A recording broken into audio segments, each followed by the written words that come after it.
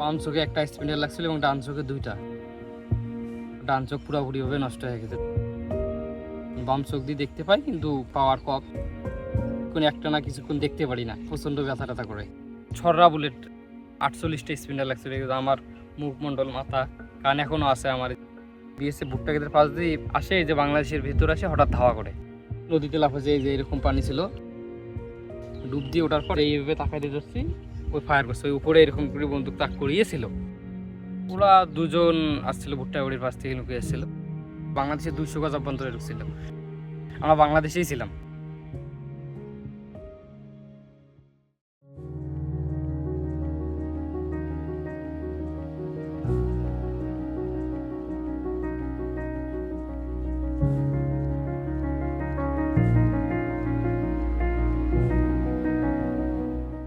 ভারতের বিয়ে ছিল, আমার ছেলেকে রাবার বুলেট করছে, একটা লাগছে আর একটা লাগে নাই।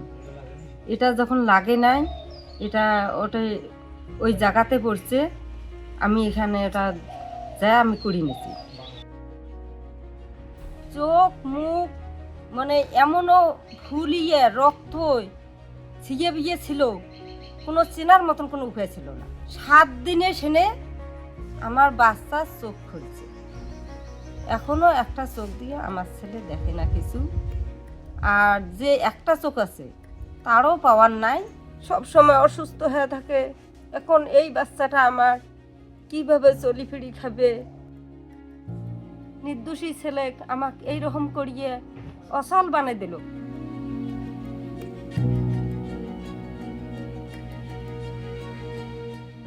2018 সালে যখন রাসেলকে অন্যায়ভাবে গুলি করে ইন্ডিয়ান এম্বাসিতে যোগাযোগ করেছিলাম, সেখানে কর্মরত তৎকালীন যে হাই কমিশনার ছিল শ্রী হর্ষবর্ধন সিংহ সাহেব সাক্ষাৎ করেছিলাম। আমাদের একটা উন্নত চিকিৎসার ব্যবস্থা করতে হবে, এই ঘটনার একটা বিচার করতে হবে। তো তারা আমাদের সাথে কমিউনিকেট করে এবং 2020 সাল সম্ভবত আমাদেরকে আশ্বস্ত করে রাখে যে আমরা ওর ক্ষতিপূরণ দেব। করোনা ভাইরাস আসার পর তখন থেকে তারা আমাদের সাথে আর কোনো যোগাযোগ করেনি। আমরা হাই কমিশনে অনেকবার যোগাযোগ করার চেষ্টা করেছি, কিন্তু তারা আমাদেরকে অ্যালাউ করেনি। আমি চাই যে এটার একটা ন্যায় বিচার হোক। পরপর 3 সরকার চেঞ্জ হলো, ওরা যে অন্যায়ভাবে আমাকে চোখ নষ্ট করলো, এটার কোনো আমি বিচার পাচ্ছি না।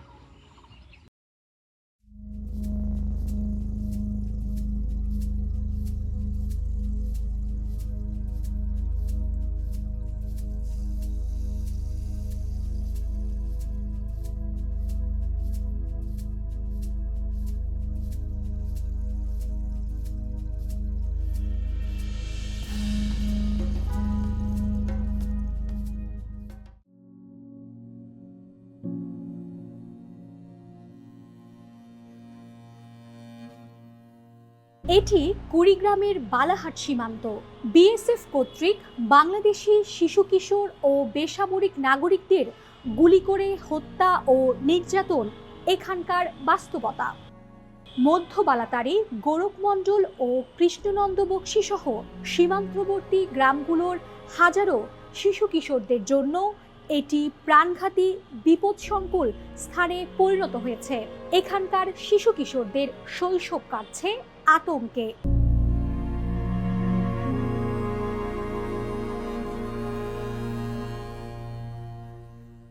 ওরা মানুষকে ধরে নিয়ে যায়, বাচ্চাদেরকে ধরে নিয়ে যায়, ভয় লাগে। আব্বা আম্মা বলে ওখানে যাও না, বিএসএফ গুলি করে, আমাদেরকে ভয় করে। ওদের হাতে বন্দুকও থাকে, গুলিও থাকে। বিএসএফ এর অস্ত্র দেখে আমাদের ভয় লাগে, আর বাংলাদেশে আসে বিএসএফ, সেজন্য আমাদের ভয় লাগে। ঠিক মতন খেলতে পারি না। না, কখনো ধাওয়া দেয়, আবার পিঠটায় ডিস্টার্ব দেয়, মানে আগে এসে কখনো গুলি করে, ভয় তো থাকে সবসময়। আমাদের রাসেল ভাই আছে, ওনাকে গুলি করেছে, আমার চোখের সমস্যা এখন। আমরা যখন আসি ওদের রাগ হয়, চলে এসে যদি বুঝে এসে আমরা ভয় খাই আর আসি না। বিএসএফ এসে তখন আমরা খেলতে পারি না।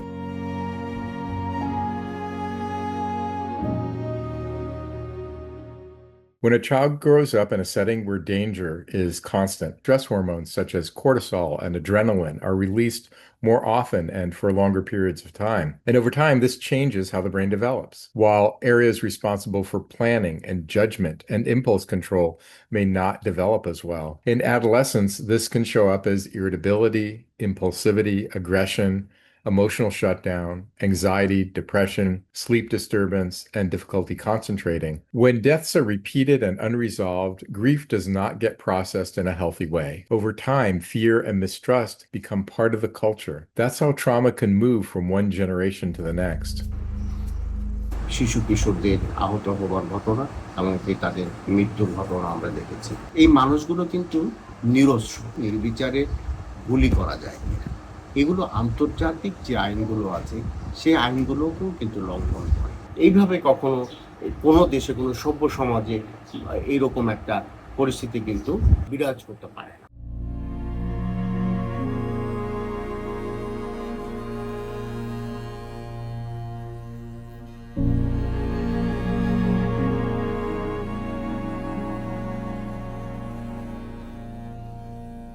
কয় বছর আগে তো মানে এইখানে মরছে, আমার বাড়ির পাশেতেই মরছে। ফেলাক মিটিং হইয়া সমাধান করিয়ে লাশ দিছি।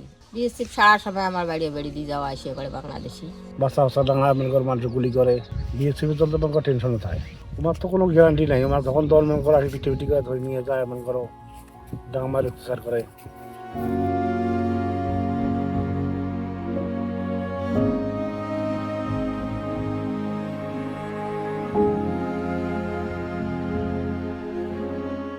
জামারে তো মারি লাইছে, ওই গুতুমাদি যে বিয়ে দিছিলাম জামারে গুলি করে মারি লাইছে না।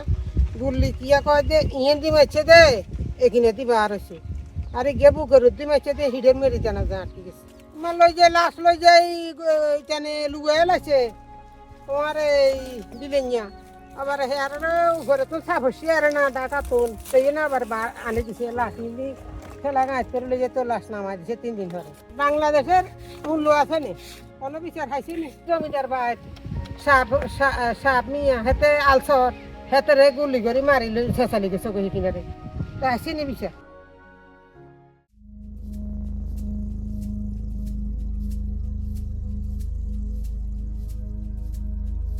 ছাগল ছড়াতে গেছিল ওই বাগানের ফুক সাইডে তো ধরে নিয়ে মারছে আর কি।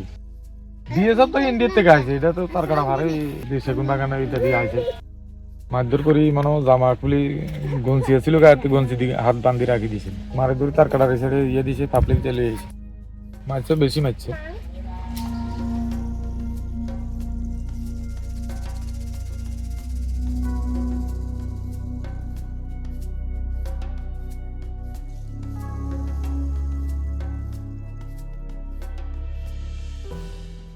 বাংলাদেশ সীমান্তে যত মানুষকে গুলি করে মারা হয়, মেরে পিটিয়ে গুম খুন করা হয়, ছররা গুলি দিয়ে তাকে অন্ধ করে ছেড়ে দেওয়া হয়, এইসব পাকিস্তান সীমান্তেও নেই। দুই সরকার তারা ফুটো বিবৃতি মাঝে মাঝেই দেন, আমরা কোনোভাবেই মানব না সীমান্তে আর গুলি চালানো, তা সত্ত্বেও চলে। তাহলে মন্ত্রীদের কথা বাহিনী মানে না, এটাই প্রমাণিত হচ্ছে। এখন এইগুলোকে কি কারা আটকাতে পারবেন? কতদিন ধরে এগুলো চলবে সভ্য ব্যবস্থায়? যারা সভ্য নিজেদেরকে বলছেন, যারা নিজেদেরকে গণতান্ত্রিক বলছেন,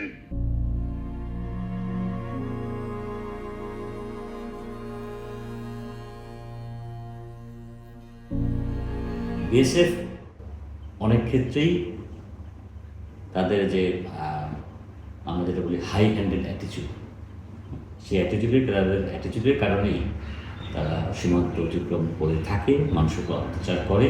দুঃখজনক হলো সত্যি যে এই ঘটনা বিএসএফ তরফ থেকে বারবারই হয়ে থাকে।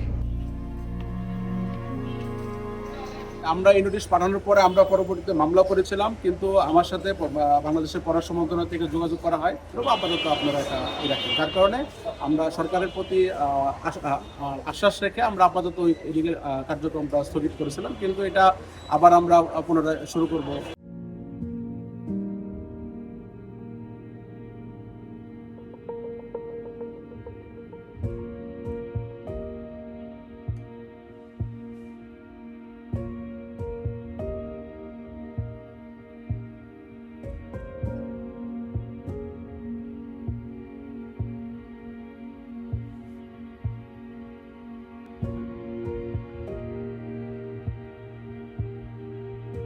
এদিক থেকে বিশেষ বেলা খেলতে না ডর লাগে গুলি মারি লই যাবো